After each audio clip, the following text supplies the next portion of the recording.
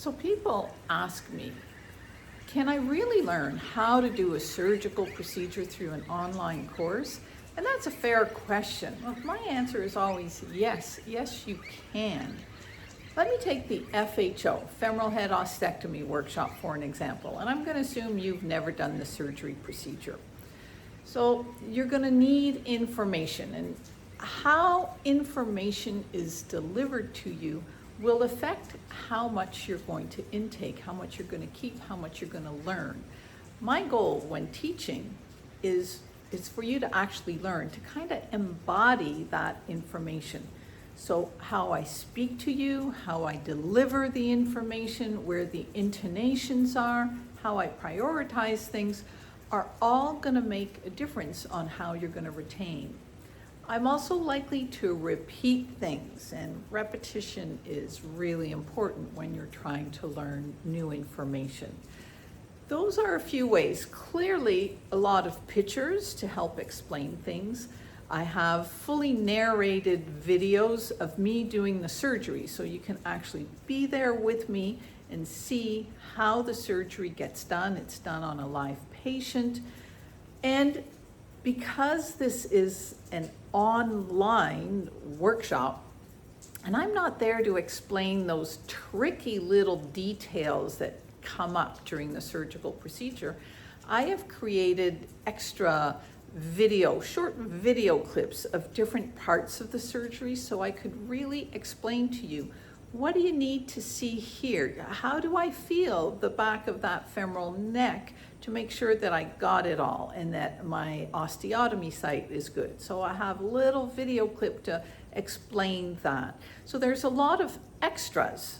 A lot of extra time and effort goes into creating an online workshop. It's not just about taking my PowerPoint presentation and putting it out there, but there's a lot more so that you can actually take information home. A key component is for you to watch that narrated video of me doing the surgery procedure several times.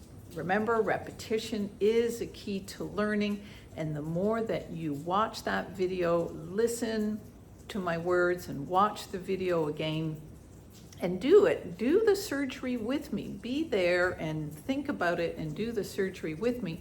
And then before you actually go into surgery, replay that surgery in your head. What am I going to do next? What's the next step? What are my landmarks? What am I looking for? What am I going to feel? What's the next step? And that's going to really help you with learning how to do this procedure from an online workshop. Now, ideally, you do have some cadavers to practice on, and that is what makes everything complete.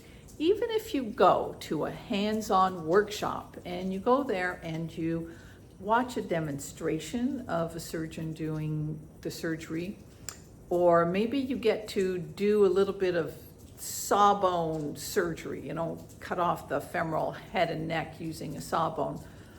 Those things don't really help you to further your learning. You really need to try and do it on a cadaver. So when you're ready to take this course, if you can have a few cadavers, a cat, a small dog in your freezer, do the online course and then go practice on a cadaver, that is going to bring everything home for you, and you'll see preferably one cadaver, 2 hips. If you can do it more than once, that's even better.